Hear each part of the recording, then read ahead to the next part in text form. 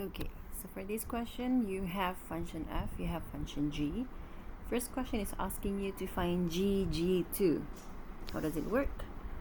This 2 is going into function g, and then g2 is going into another function g. So look at your function g. You have there x squared plus 2. Find out what is g2. Remember, how do we do this?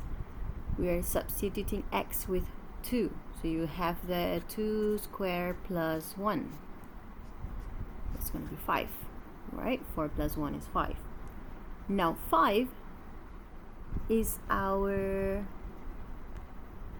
g2. Okay? 5 is g2. Now 5 is now going into function g.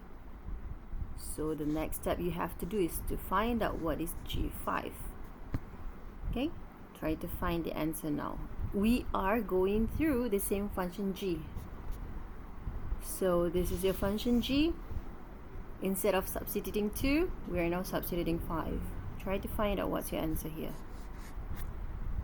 Okay, now for question number 2, find out gx plus 2.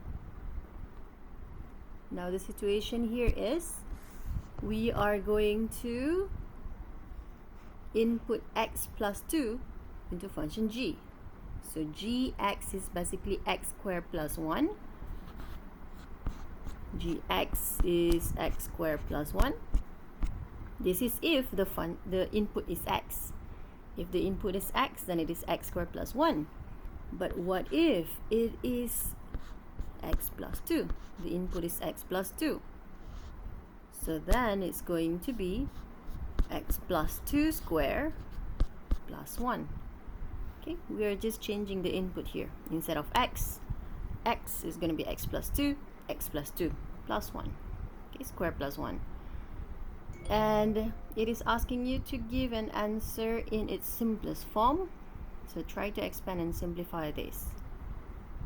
Okay, now question number 3 is asking you to find out the value of x when fx is equal to 7. Now it is possible for you to find the value because they are equating the function into a value.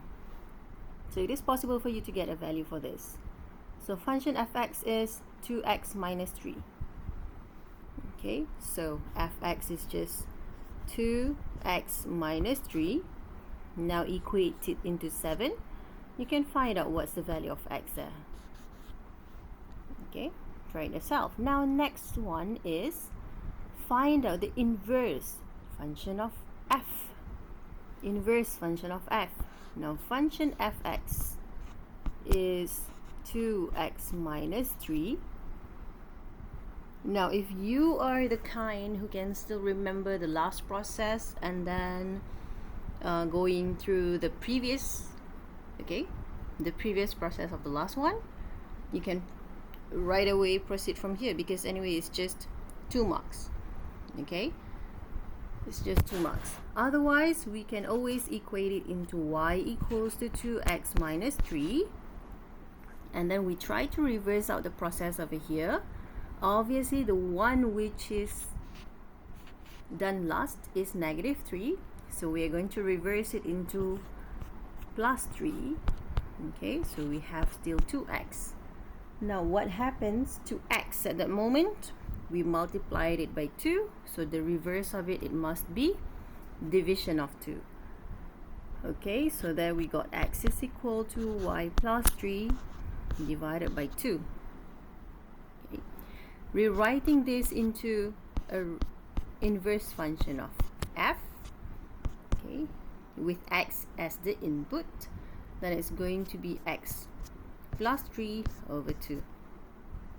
Okay, this is going to be correct if y is your input, but since we are interested with f inverse x, the question is saying that you have to find f inverse x as the input, so you have to rewrite this into x. Okay, so that's basically the answer. All right.